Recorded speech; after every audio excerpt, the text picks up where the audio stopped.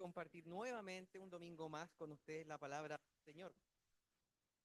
Hoy llegamos a la mitad de nuestra serie sobre la reforma. Bueno, por un asunto obvio, el mes de octubre dura solamente un mes esta serie, así que llegamos a la mitad. Y hablaremos de sola gracia. Esa es la idea, sola gracia, que es el corazón del Evangelio. Y este pasaje de Efesios 2 nos ayuda es clave para poder entender en profundidad cuál es el sentido de la salvación, cuál es su naturaleza. De hecho, cuando yo preparaba este sermón en la semana, pensaba, de verdad sentía ansias de que llegase este momento, de poder compartir con ustedes esta palabra, entendiendo que lo que veamos aquí tiene repercusiones profundas, radicales en nuestra vida, en cómo nosotros vemos a Dios, cómo nosotros nos vemos a nosotros mismos y cómo nos relacionamos con los demás. Primero que todo, sobre el contexto literario para poder ir entendiendo de qué se trata este pasaje. Creo que ya lo había comentado hace unos domingos atrás, en otra ocasión, que la epístola a los Efesios tiene una estructura en dos grandes partes.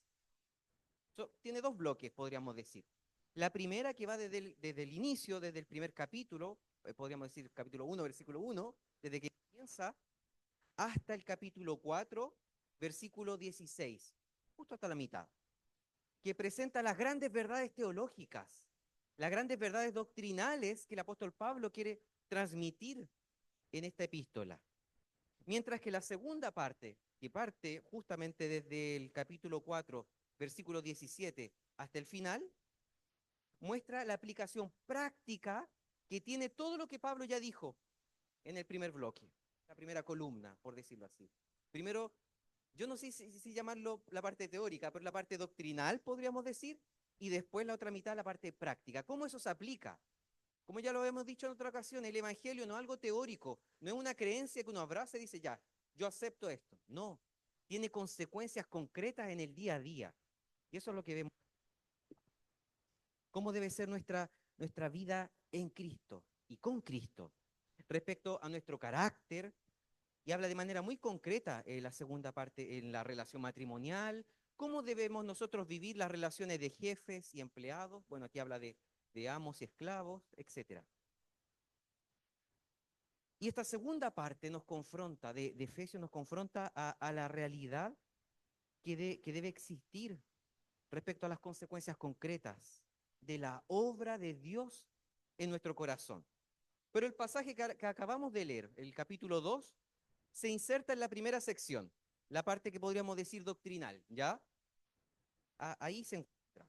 Ahora bien, ¿de qué se trata este pasaje, el capítulo 2 que recién leímos? El texto comienza eh, hablando de este estado de muerte espiritual de cada ser humano sin Dios. Así comienza. Va directo al callo. Sin adornos, sin maquillaje. El apóstol Pablo no nos prepara como para después entregarnos el mensaje duro, no, directo, de golpe. Dice, estabais muertos en vuestros delitos y pecados, siguiendo la corriente de este mundo, haciendo la voluntad de la carne y de los pensamientos, y siendo por naturaleza hijos de ira. Como les decía, y de golpe, no nos adorna nada. Nosotros estamos bastante, no digo acá en la primera China, en general, el mundo, estamos muy impregnados por esta idea de que el ser humano en realidad no es tan malo, en realidad no somos tan malos, que sí pecamos, pero algo bueno tenemos. Esa es la idea que existe comúnmente en la sociedad. Y esta percepción de nosotros mismos es más evidente aun cuando surgen casos. No es mi celular que está sonando, siento de repente unas notificaciones, pensé que podía ser el mismo. Así que si alguien puede apagar las notificaciones, por favor. Eh, entonces, esta percepción de que en realidad no somos tan malos se hace aún más evidente cuando surgen casos, como les decía, de los cuales nos enteramos generalmente por las noticias de personas que cometieron delitos atroces, graves, muy graves, homicidios, cosas de ese tipo. Y ahí uno dice, esa gente es muy mala, esa gente es muy mala. Ahí uno cuando se manifiesta de manera concreta esa tendencia de ver, esa gente en realidad son dependiendo de la gravedad del delito, es un monstruo. Uno ve la noticia y dice, yo jamás haría eso, ni siquiera se me pasaría por la cabeza. Y la tendencia en nosotros va a ser que pensamos que no somos como esas personas. Porque de una u otra manera uno pone aunque quizá inconscientemente, una jerarquía de la maldad. Uno dice, estas cosas sí son graves, estas son menos graves. Bueno, lo que cometo yo está por acá abajo. No es tanto. De repente existe esa idea, como si hubiese una escala. Entonces se parte mal, bíblicamente se parte mal desde el momento que se cree que hay gente más mala que otra. Porque bíblicamente no vemos eso aquí, como que hay personas peores que otras. Entonces partimos mal si creemos eso. Claro, hay pecados que son mucho más evidentes y que tienen consecuencias más grandes, eso no lo podemos negar. Y hay pecados que van a tener consecuencias mucho más graves a lo largo del tiempo que otros, pero son las consecuencias. Pero apunto a que el problema no está tanto en el pecado en sí, sino en relativizar la gravedad que tiene. El problema se encuentra en el corazón, el pecado es el síntoma, la manifestación visible del problema que está en la raíz del corazón. Ahí está la raíz del mal. Como decía, el pecado es el síntoma de la enfermedad. Y este pasaje que estamos viendo ahora en el capítulo 2 es muy explícito en mostrar que el problema se encuentra en el estado de muerte espiritual. De ahí parte todo mal. En que el ser humano, como decíamos al inicio, sin Dios, se encuentra muerto espiritualmente. El primer versículo lo dice, muertos en delitos y pecados. Y eso no aplica solamente a aquellos que han cometido aberraciones o delitos que son de conocimiento público que parecen peores. No, sino que es toda la humanidad que se encuentra muerta en delitos y pecados. Toda la humanidad desconectada de Dios, en rebelión contra Él. Entonces es necesario que primero que todo podamos entender en profundidad la naturaleza corrompida del ser humano, porque sólo así podremos entender que no existe absolutamente nada en nosotros, nada que nos mueva a buscar al Señor. Si entendemos primero la muerte espiritual. Si tenemos ese punto de partida, entenderemos. En realidad no hay nada que nos mueva naturalmente a buscar al Señor. Que por nuestros propios medios es imposible, de hecho, es imposible que busquemos reconciliarnos con nuestro Creador. Ahí, como decía, ahí se encuentra el punto de partida. Ahí está. Si no tenemos claro esto, será imposible entender el sentido del Evangelio. ¿Qué es el Evangelio? No lo podremos entender si no entendemos primero lo otro. De hecho, si no estamos entendiendo o aceptando esta realidad de la naturaleza corrompida del ser humano, finalmente estamos abrazando otro evangelio, distinto al que ha sido revelado en la Biblia. Y este peligro está a la vuelta de la esquina. A la vuelta de la esquina, ¿cuántas iglesias, predicadores o líderes anuncian y promueven un tipo de espiritualidad supuestamente cristiana que es la religión del sentirse bien? La religión del sentirse bien, predicador o la iglesia, lo que sea, promueven de que la persona en su corazón sienta paz, sienta tranquilidad y se queda, y esa es la fe de esa persona. Esa es la espiritualidad que viven. Del buscar a Dios porque nos sirve y porque nos hace felices. Como si ese fuera el objetivo del ser humano, el propósito, ser felices. Ese tipo de espiritualidad no apunta al problema del pecado. De hecho, lo evita, porque es incómodo hablar del pecado en ese tipo de contexto. Porque se trata ese tipo de espiritualidad, una religión del yo, de mis sentimientos, cómo yo puedo estar bien, cómo yo me siento gozoso, cómo me relaciono con el Señor para que me haga bien. Y por eso las iglesias que promueven ese tipo de espiritualidad están constantemente ofreciendo éxtasis a la gente para atraerlo y para mantenerlos felices, contentos y con el sentimiento a flor de piel. Pero por lo mismo, yo he conocido muchos casos de iglesias así, hay un movimiento de gente que llega, se van al mes, o llegan, se van al año, y hay un paso de... Nunca hay gente que se queda de manera estable. Yo sé que aquí hay gente que lleva décadas aquí en la primera de Chillán, lo cual es bueno, lo cual es bueno. Pero en ese tipo de iglesia siempre va a haber un paso de gente. ¿Por qué? Porque hay gente que está buscando ese éxtasis, ese placer, y la iglesia trata de ofrecerlo, pero jamás va a ser suficiente cuando la espiritualidad se enfoca en eso. Cuando ahí ponen el foco de la fe. Eh, porque tratan de saciar finalmente los sentimientos fluctuantes de sus miembros. Nosotros sabemos que nuestros sentimientos cambian. Un día estamos un día de una manera, al mes después estamos de otra forma. Fluctúan. Entonces no podemos basar nuestra fe en lo que estamos sintiendo.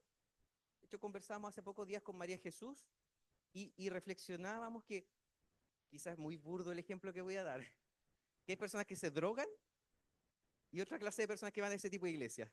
Pero finalmente es lo mismo. Solamente buscan lo mismo, pero por distintos medios, por una distinta vía. Pero nunca, y eso es importante, nunca vamos a encontrar el verdadero gozo si nos vamos a la raíz del problema. Jamás.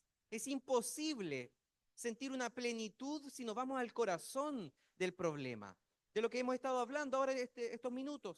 El conflicto de la humanidad en rebelión contra Dios. Si evitamos esa realidad, si evitamos esa verdad, y nos vamos a encontrar la verdadera solución. Porque ahí radica la enfermedad. Y si no logramos tener una conciencia profunda de eso, vamos a estar finalmente tratando de avanzar en nuestra fe, pero dando manotazos de ciego. Dando manotazos de ciego. Tratando torpemente de encontrar un sentido para nuestra vida. De entender hacia dónde vamos. Y sin hallarlo. Eso es lo peor. Sin hallarlo. Entonces partamos de este punto. Si primero entendemos que el hecho de que el ser humano sin Dios se encuentra muerto, como dice la palabra, muerto en sus delitos y pecados, podremos entender después por qué estamos aquí, en este mundo, hacia dónde vamos, cuál es el propósito de nuestra vida y cuál es la importancia de Cristo, cuál es la centralidad de Cristo para nosotros. Y lo que dice este texto bíblico es tremendamente profundo y radical, que aún estando nosotros muertos en pecados, nos dio vida. El Señor nos dio vida juntamente con Cristo. Dice, por gracia sois salvos. Por gracia sois salvos. Y esta declaración presenta un camino totalmente distinto al de todas las religiones del mundo. Y no solo eso, totalmente diferente al de todas las espiritualidades y métodos para sentirse bien o para alcanzar el gozo, la plenitud. Esta es una vía alternativa. Y de hecho es la vía correcta, el camino estrecho.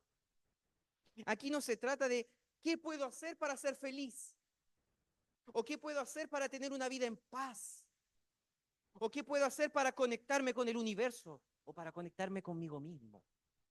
No se trata de eso, o qué puedo dar para recibir.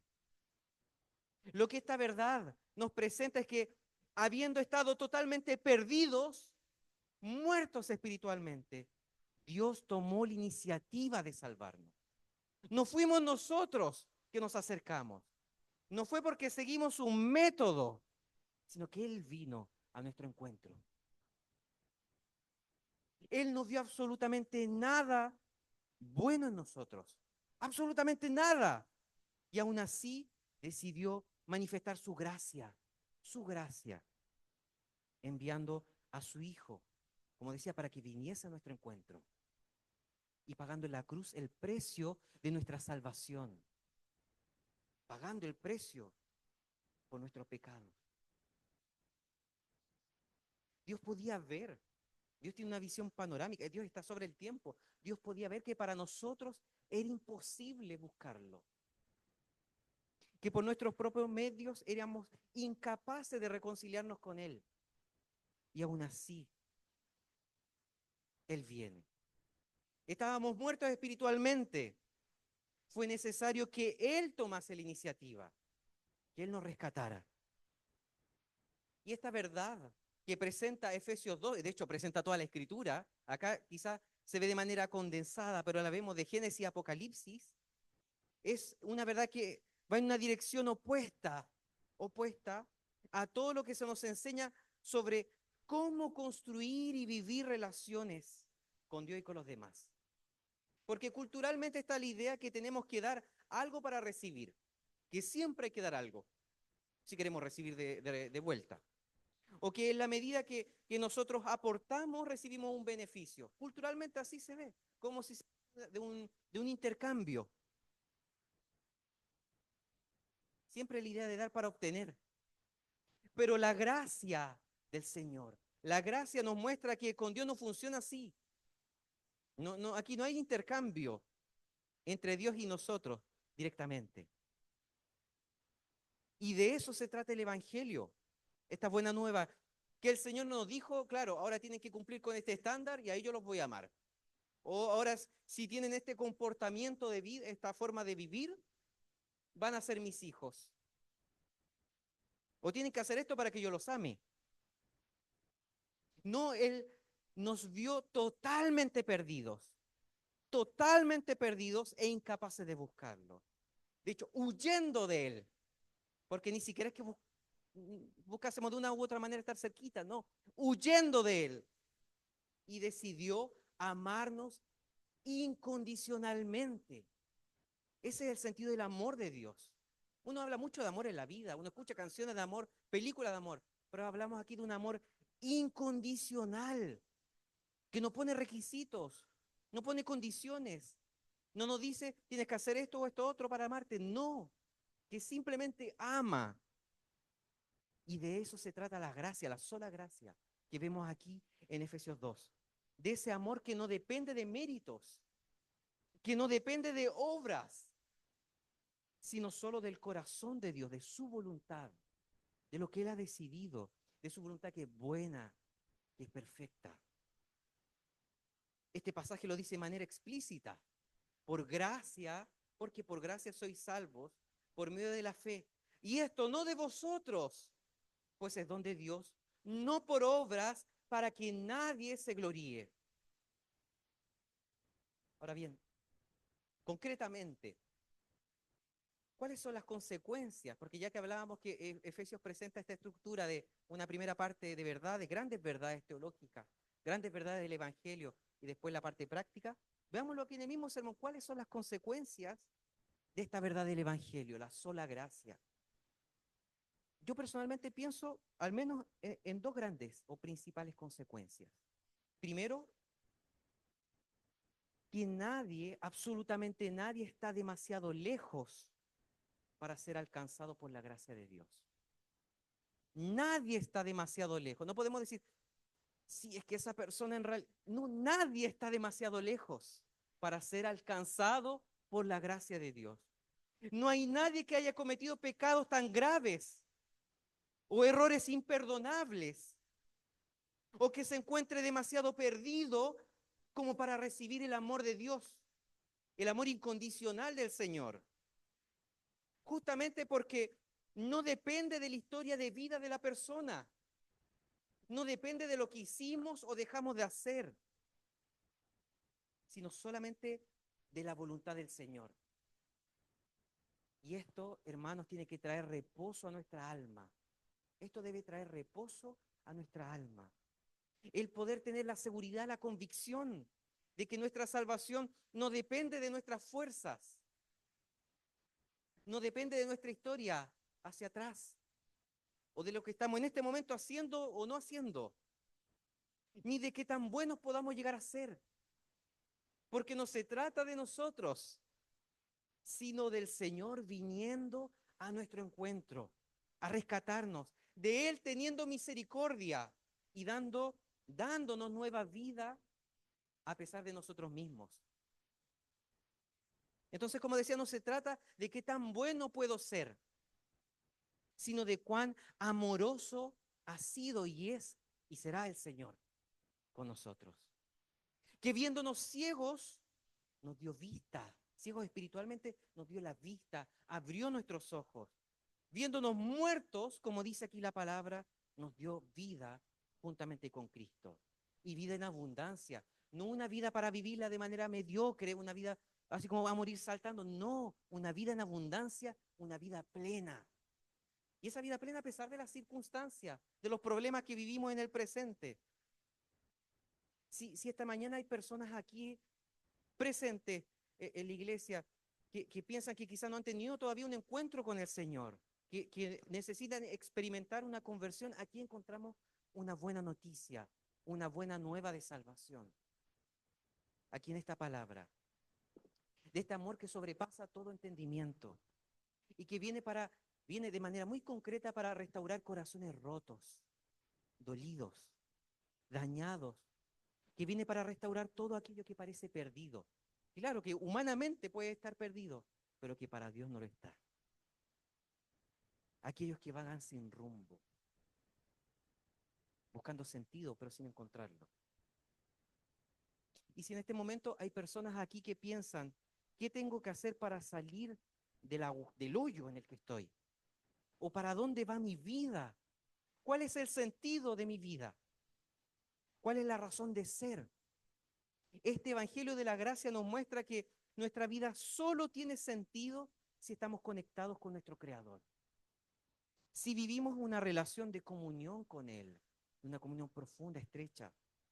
Y es por lo mismo, por esta necesidad de estar unidos a Él, que nos mira y nos recibe sin condiciones. Esa es la sola gracia, sin condiciones. Da lo mismo, de verdad. Lo que la palabra dice, no yo, lo que la palabra dice, que da absolutamente lo mismo, no importa nada lo que hemos vivido o hemos hecho. Porque su misericordia y su bondad es mucho más grande. No pone requisitos ni exige que cumplamos con un estándar. Porque, como decíamos recién, Dios nos ama a pesar de nosotros mismos. ¿Cuán importante es que podamos entender esto? Porque ahí radica el corazón del Evangelio. Y en segundo lugar, pero no en una escala, segundo lugar, no en una escala de prioridades de lo más a menos importante, porque es igual de importante. Esta verdad de la sola gracia nos enseña sobre la necesidad de ver a los demás con gracia, de mirar a los demás, a la persona que tengo enfrente con gracia. Porque no se trata solo de cómo Dios nos ve, sino de cómo nosotros vemos y nos relacionamos con los demás.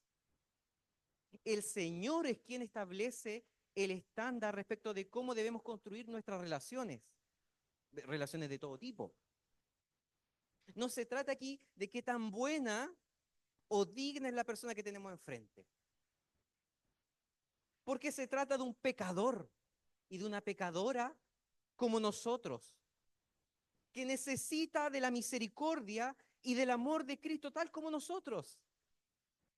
De repente nosotros evaluamos el estado espiritual de la persona que tenemos enfrente, ocupándonos nosotros mismos como el estándar para medir. Eso está pésimo, porque ambos somos pecadores. Tenemos que aprender a amar y perdonar de la misma manera como Dios lo hace, como lo ha hecho con nosotros. Y algo que siempre me ha llamado la atención, y me incluyo porque cometo este mismo pecado, siempre me ha llamado la atención, es el hecho de cómo puede ser que dos personas, imaginemos la persona A y la persona B, dos personas que tienen una relación con Jesús y que cada una busca crecer en comunión con Él, no son capaces de aceptarse mutuamente. Es que pasa, de hecho pasa. ¿Cómo dos personas que aman a Jesús, que tienen fe en Él, personas cristianas, que buscan crecer en santidad, no son capaces de aceptarse entre ellas? Ahí hay un problema. Estamos viviendo un problema.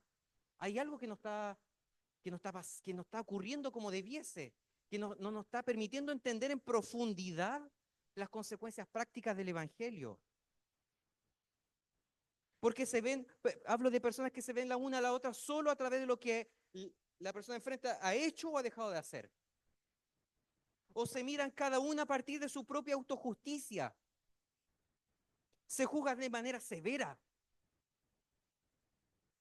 De hecho, juzgamos de manera más severa a la persona que tenemos enfrente, de una manera como Dios no lo ha hecho, porque Dios nos ha amado incondicionalmente. Claro, pero a la hora de tratar a la persona que tenemos enfrente, en realidad no estamos actuando con el amor de Dios, sino con la severidad de la salvación por obras. Personas que se miran como si fuesen enemigas. Y esto lo digo porque esto pasa en la vida matrimonial, pasa entre amigos, pasa entre hermanos en la fe, en todo tipo de relaciones. El medir a los demás con una vara mucho más alta que la que usamos para nosotros mismos. O esperar más del otro de lo que uno está dispuesto a dar y hacer. Hermanos, esta persona, la que sea que tenemos enfrente, es tan pecadora como uno. Falla tanto como uno lo hace. Y el Señor nos llama a verla o a verlo con la misma gracia que Él nos ve a través de Jesucristo. Él nos llama a perdonar de la misma manera como Él ya nos ha perdonado. Si estamos fallando en esto, el Señor nos llama ahora al arrepentimiento. Pienso en una parábola que Jesús presenta una parábola sobre esto, sobre el rey que perdona una deuda inmensa a uno de sus siervos, la manifestación concreta de la gracia. Después este siervo va, se encuentra con un consiervo, con alguien igual, que tiene una deuda mucho menor y no es capaz de perdonarlo. Entonces, si estamos fallando en esto, el Señor nos llama al arrepentimiento. No podemos seguir así. Nos llama al arrepentimiento. Nos está confrontando para que dejemos de ver a la persona que tenemos enfrente de forma severa, como Dios no nos ve, como si nosotros fuésemos la vara con la cual los demás deben ser medidos. Porque de hecho eso es tremendamente arrogante, creer que nosotros somos el estándar para medir quién está bien y quién está mal espiritualmente. Porque ¿quiénes somos nosotros? Somos objetos de gracia, beneficiarios de la gracia nada más. Entonces el Evangelio debe llevarnos a construir relaciones que se basan en la gracia, no en las obras. Y esa debe ser la consecuencia natural de entender la naturaleza del amor de Dios, que es incondicional y que no se acaba. Porque esa es la única manera de construir relaciones saludables. Es la única forma. Pidámosle al Señor para que Él nos guíe día tras día en una comprensión cada vez más profunda, más rica, más sólida del Evangelio, de esta salvación gratuita que hemos recibido a través de Jesucristo y de cuáles son las consecuencias concretas de esta gracia en cómo vivimos nosotros, nuestro matrimonio, el pololeo, las amistades, la vida de iglesia, cómo vivimos la vida de iglesia. En resumen, en cómo nos relacionamos con todos aquellos que Dios nos pone por delante. Que el Señor sea transformando nuestro corazón en este sentido, para que nosotros podamos mirar al otro a través de Jesucristo, con amor incondicional, a través de Jesucristo, de la misma manera como el Señor nos lo hace con nuestra vida. Ese es el camino natural, el proceso orgánico que debiésemos experimentar en el día a día.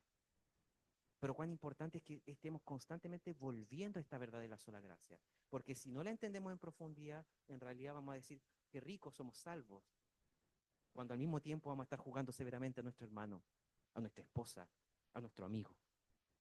Que el Señor nos guíe, que a través de su Espíritu podamos ir siendo transformados. Oremos. Padre Celestial, te damos las gracias porque a través de tu palabra tú nos confrontas con la verdad del Evangelio, nos confrontas con esta gracia inmensa y merecida, con este amor incondicional que viene de ti, Señor. Y lo que nos permite entender la gravedad de nuestro pecado, la gravedad de nuestra condición cuando estábamos sin ti, esta muerte espiritual. Y cuán inmenso fue tu amor, Señor. que nos rescató a pesar de nosotros mismos, a pesar de todo lo malo que hicimos, Señor. Aun cuando nos alejábamos, huíamos de ti, Señor. Tú viniste a nuestro encuentro, tú tomaste la iniciativa, no esperaste absolutamente nada de nuestra parte, ni un solo paso de nuestra parte. Gracias, Señor, por eso. Y gracias porque esta verdad del Evangelio nos hace entender que nadie está tan lejos o demasiado lejos para ser alcanzado por ti, porque tu gracia es mucho mayor, Señor. Tu gracia sobrepasa nuestro entendimiento. Y porque no se trata de las obras, Señor, por lo mismo, no hay nadie demasiado malo como para ser salvo. Es tu gracia, Señor, es tu voluntad, tu iniciativa que toma la decisión. Por eso, Señor, clamamos a ti por todos aquellos que conocemos en este momento, que aún no han tenido un encuentro contigo a través de Cristo. Y clamamos a ti, Señor, cuando muchas veces de repente pensamos que hay personas que va a ser muy difícil que lleguen a tus pies. Pero, Señor, te lo rogamos sabiendo y siendo confrontados por tu palabra, que independientemente de cuán difícil parezca que tal o cual persona pueda experimentar una conversión, eso viene de ti, de tu obra, Señor, de la obra de tu Espíritu Santo en el corazón. Y por eso todo está en tus manos, Padre. Y por eso clamamos a ti en esta dirección, confiando que se hará tu voluntad, que no será, no nos corresponde a nosotros convencer absolutamente a nadie, ni tener capacidad o poder de persuasión, sino solamente a ti, porque tú persuades de una manera que nadie se puede resistir cuando tú así lo quieres. Y Padre Santo, transforma nuestro corazón también, para que esta verdad del Evangelio nosotros la podamos vivir concretamente en cómo nos relacionamos con los demás. Padre Santo, que podamos construir relaciones sanas, saludables, llenas de gracia de tu amor. Que nos vengamos a tus pies, Señor, para clamar a ti, para alabarte, mientras no estamos aplicando esa misma gracia con la cual tú nos ves, con las personas que tenemos enfrente nuestro, a nuestro alrededor. Sino que podamos entender, Señor, el sentido de este amor incondicional de manera muy concreta con aquellos que son tan pecadores como nosotros y que muchos de ellos, ya cristianos, Señor, han entregado su vida a ti de la misma manera como nosotros. Te pedimos esto, te lo rogamos por los méritos de Jesús, nuestro Señor y nuestro Salvador. Amén. Hermanos, les invito para que puedan ponerse de pie y podamos seguir alabando al Señor con alabanza.